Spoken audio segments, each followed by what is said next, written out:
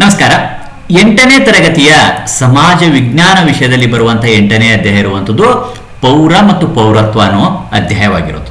ಈ ಒಂದು ಅಧ್ಯಾಯಕ್ಕೆ ಸಂಬಂಧಿಸಿದಂತೆ ಅಭ್ಯಾಸ ಭಾಗದಲ್ಲಿ ಕೇಳಿರುವಂತಹ ಪ್ರಶ್ನೆಗಳನ್ನು ಈ ವಿಡಿಯೋದಲ್ಲಿ ಉತ್ತರಿಸಿಕೊಂಡು ಬರೋಣ. ಪೂರ್ತಿಯಾಗಿರುವಂಥ ವಿಡಿಯೋನ ವೀಕ್ಷಿಸಿ ಹಾಗೂ ನಿಮಗೆ ಈ ವಿಡಿಯೋ ಇಷ್ಟ ಆದಲ್ಲಿ ಲೈಕ್ ಮಾಡಿ. 8ನೇ ತರಗತಿ ವಿದ್ಯಾರ್ಥಿಗಳ ಜೊತೆಗೆ ವಿವಿಧ ಸ್ಪರ್ಧಾತ್ಮಕ ಪರೀಕ್ಷೆ ಸಿದ್ಧತೆ ನಡೆಸ್ತಾ ಇರುವಂಥ ಸ್ನೇಹಿತ ಮಿತ್ರರಿಗೆ TET ಆಗಿರಲಿ, CET ಆಗಿರಲಿ, ಶಿಕ್ಷಕರ ನೇಮಕಾತಿ ಪರೀಕ್ಷೆಗಳಿಗೂ ಸಹ ಉಪಯೋಗಕಾರಿಯಾಗಿರುವಂಥ ಅಂಶಗಳು ಇದರಲ್ಲಿ ಇರುವಂಥದ್ದಾಗಿದೆ.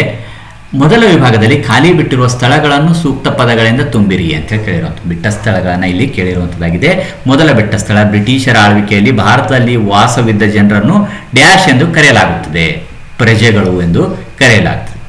ಇನ್ನು ಎರಡನೇ ಪ್ರಶ್ನೆ, ನಮ್ಮ ದೇಶದಲ್ಲಿ ಪರದೇಶದವರು ತಾತ್ಕಾಲಿಕವಾಗಿ ವಾಸವಿದ್ದರೆ ಅವರನ್ನು ಡ್ಯಾಶ್ ಎಂದು ಕರೆಯಲಾಗುತ್ತದೆ, ಅವರನ್ನು ವಿದೇಶಿಯರು ಅಂತೇಳಿ ಕರೆಯಲಾಗುತ್ತದೆ. ಪೌರತ್ವ ಕಾಯ್ದೆ ಜಾರಿಗೆ ಬಂದ ವರ್ಷ 1955. ನೀವು ಪೌರತ್ವ ಪಡೆದಿರುವ ವಿಧಾನವೆಂದರೆ ಯಾವ ರೀತಿಯಾಗಿರುವಂಥ ವಿಧಾನ ಇದೆ ಅಂತ ಹೇಳಿದಾಗ, ಸಾಮಾನ್ಯವಾಗಿ ಇಲ್ಲಿ ಈ ಒಂದು 8ನೇ ತರಗತಿಯಲ್ಲಿ ಓದ್ತಾ ಇರುವಂತಹ ವಿದ್ಯಾರ್ಥಿಗಳು ಸಾಮಾನ್ಯವಾಗಿರುವಂಥದ್ದು ಜನ್ಮದತ್ತ ಪೌರತ್ವ ವಿಧವಾಗಿರುವಂಥದ್ದು ಆಗಿದೆ. ಬಹಳಷ್ಟು ಜನರು ಜನ್ಮದತ್ತವಾಗಿ ಪಡೆದಿರುವಂಥ ಪೌರತ್ವ ಇರುವಂಥದ್ದಾಗಿರ್ತದೆ. ಇನ್ನು ಕೆಲವೊಬ್ಬರು ಸಹ ವಿದೇಶದಿಂದ ವಲಸೆ ಬಂದಾಗ ಅಲ್ಲೂ ಸಹ ಆ ಒಂದು ನಿಯಮಾವಳಿಗಳನ್ನು ಅನುಸರಿಸಿದಾಗ ಒಂದು ಪೌರತ್ವವನ್ನು ಪಡೆಯಬಹುದಾಗಿರುವಂಥದ್ದಾಗಿರ್ತದೆ. ಇನ್ನು ಎರಡನೇ ವಿಭಾಗದಲ್ಲಿ ಕೆಳಗಿನ ಪ್ರಶ್ನೆಗಳಿಗೆ ಸಂಕ್ಷಿಪ್ತವಾಗಿ ಉತ್ತರಿಸಿ ಅಂತ ಕೇಳಿರುವಂಥದ್ದು ಪೌರತ್ವ ಎಂದರೇನು? ಒಂದು ರಾಜ್ಯದಲ್ಲಿ ಹುಟ್ಟಿ ಬೆಳೆದು ಅಲ್ಲಿಯ ಪೌರತ್ವವನ್ನು ಹೊಂದಿ ಅಲ್ಲಿಯೇ ಶಾಶ್ವತವಾಗಿ ನೆಲೆಸಿರುವವರನ್ನು ಅಲ್ಲಿನ ಪೌರರು ಎಂದು ಕರೆಯಲಾಗುತ್ತದೆ. ಆರನೇ ಪ್ರಶ್ನೆ, ಪೌರ ಅನುಭೋಗಿಸುವ ಲಾಭಗಳಾವು? ರಾಷ್ಟ್ರದಿಂದ ಭದ್ರತೆ ಮತ್ತು ರಕ್ಷಣೆಗಳನ್ನು ಪಡೆಯುತ್ತಾನೆ. ರಾಷ್ಟ್ರವು ಕಾನೂನು ಮತ್ತು ಸುವ್ಯವಸ್ಥೆಯನ್ನು ನೀಡುವುದರಿಂದ ಅವನು ಶಾಂತಿಯುತ ಜೀವನ ನಡೆಸುತ್ತಾನೆ. ಇಂದಿನ ಸಮಾಜ ಕಲ್ಯಾಣ ಯೋಜನೆಗಳ ಅಡಿಯಲ್ಲಿ ರಾಜ್ಯ ಒದಗಿಸುವ ಶಿಕ್ಷಣ, ಆರೋಗ್ಯ, ವಿಮೆ, ಆಶ್ರಯ, ಉದ್ಯೋಗ ಹಾಗೂ ಇತರೆ ಸೌಲಭ್ಯಗಳನ್ನು ಅನುಭವಿಸುತ್ತಾನೆ. ಪೌರನು ನಾಗರಿಕ ಮತ್ತು ರಾಜಕೀಯ ಹಕ್ಕುಗಳನ್ನು ಅನುಭವಿಸುತ್ತಾನೆ. ರಾಜ್ಯ ನೀಡುವ ಮೂಲಭೂತ ಹಕ್ಕುಗಳನ್ನು ಅನುಭವಿಸುತ್ತಾನೆ. ಚುನಾವಣೆಗಳಲ್ಲಿ ಪ್ರತಿನಿಧಿಸುವ, ಸ್ಪರ್ಧಿಸುವ ಮತ್ತು ಮತ ಚಲಾಯಿಸುವ ರಾಜಕೀಯ ಪ್ರಕ್ರಿಯೆಗಳಲ್ಲಿ ಪಾಲ್ಗೊಳ್ಳುವ ಅವಕಾಶವನ್ನು ಪಡೆಯುತ್ತಾನೆ. ಇನ್ನು ಮುಂದಿನ ಪ್ರಶ್ನೆ, ಭಾರತದಲ್ಲಿ ಪೌರತ್ವದ ಕಾನೂನು ಮತ್ತು ಶಾಸನಗಳನ್ನು ರೂಪಿಸುವ ಅಧಿಕಾರ ಹೊಂದಿರುವ ಅಂಗವನ್ನು ಹೆಸರಿಸಿ ಅಂತ ಕೇಳಿರುವಂಥದ್ದು. ಪೌರತ್ವವನ್ನು ಕಾನೂನು ಮತ್ತು ಶಾಸನಗಳನ್ನು ರೂಪಿಸುವ ಅಧಿಕಾರ ಹೊಂದಿರುವಂಥದ್ದು ಶಾಸಕಾಂಗ ಆಗಿರುವಂಥದ್ದು. ಇನ್ನು 8ನೇ ಪ್ರಶ್ನೆ, ಪೌರತ್ವ ಪಡೆಯುವ ವಿಧಾನಗಳನ್ನು ತಿಳಿಸಿ.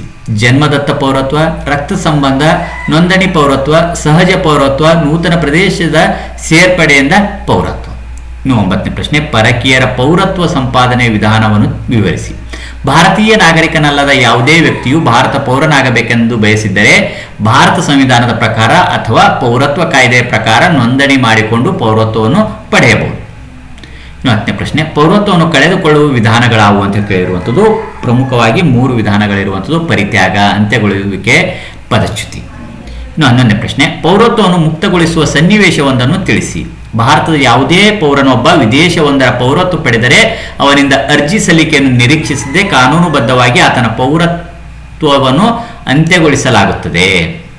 ಇನ್ನು 12ನೇ ಪ್ರಶ್ನೆ, ಪೌರತ್ವದ ವಿಧಗಳನ್ನು ತಿಳಿಸಿ ಹಾಗೂ ಅವುಗಳಿಗಿರುವ ವ್ಯತ್ಯಾಸಗಳನ್ನು ಬರೆಯಿರಿ ಅಂತ ಕೇಳಿರೋದು. ಏಕಪೌರತ್ವ, ದ್ವಿಪೌರತ್ವ. ಇನ್ನು 13ನೇ ಪ್ರಶ್ನೆ, ಪೌರನ ಕರ್ತವ್ಯಗಳಾವು? ಪೌರನು ಸರ್ಕಾರದ ಕಾನೂನುಗಳಿಗೆ ವಿಧೇಯನಾಗಿದ್ದು ಸಂವಿಧಾನವನ್ನು ಗೌರವಿಸಬೇಕು. ಪೌರನು ರಾಷ್ಟ್ರದ ಗೌರವ ಮತ್ತು ಘನತೆಯನ್ನು ರಕ್ಷಿಸಿಕೊಂಡು ವಚನಬದ್ಧನಾಗಿರಬೇಕು. ಪೌರನು ರಾಷ್ಟ್ರ ವಿರೋಧಿ ಚಟುವಟಿಕೆಗಳನ್ನು ತೊಡಗಿಸಿಕೊಳ್ಳಬಾರದು. ಪೌರನು ಭ್ರಷ್ಟಾಚಾರ, ಪಕ್ಷಪಾತ, ವರದಕ್ಷಿಣೆ, ಬಾಲ್ಯವಿವಾಹ ಇತ್ಯಾದಿ ಅನಿಷ್ಟ ಪದ್ಧತಿಗಳನ್ನು ವಿರೋಧಿಸಿ ಪೌರನಾಗಿರಬೇಕು. ಪೌರರು ರಾಜಕೀಯ ಚಟುವಟಿಕೆಗಳಲ್ಲಿ ಸಕ್ರಿಯವಾಗಿ ಪಾಲ್ಗೊಳ್ಳಬೇಕು. ಪೌರನು ತನ್ನ ವೈಯಕ್ತಿಕ ಆಸಕ್ತಿಗಿಂತ ರಾಷ್ಟ್ರದ ಆಸಕ್ತಿಯನ್ನು ಎತ್ತಿ ಹಿಡಿದು ರಾಷ್ಟ್ರದ ಪ್ರಗತಿಗಾಗಿ ಶ್ರಮಿಸಬೇಕು. ಪೌರನು ಸ್ವಾರ್ಥಿಯಾಗದೆ ಸೇವಾ ಮನೋಭಾವನೆಯನ್ನು ರೂಢಿಸಿಕೊಂಡು ದೇಶಕ್ಕಾಗಿ ತ್ಯಾಗ ಮಾಡುವುದಕ್ಕೂ ಸಿದ್ಧನಿರಬೇಕು. ಪೌರನು ರಾಷ್ಟ್ರ ರಕ್ಷಣೆ ಹಾಗೂ ತೆರಿಗೆ ಪಾವತಿಸುವ ಜವಾಬ್ದಾರಿಗಳನ್ನು ಹೊಂದಿರಬೇಕು.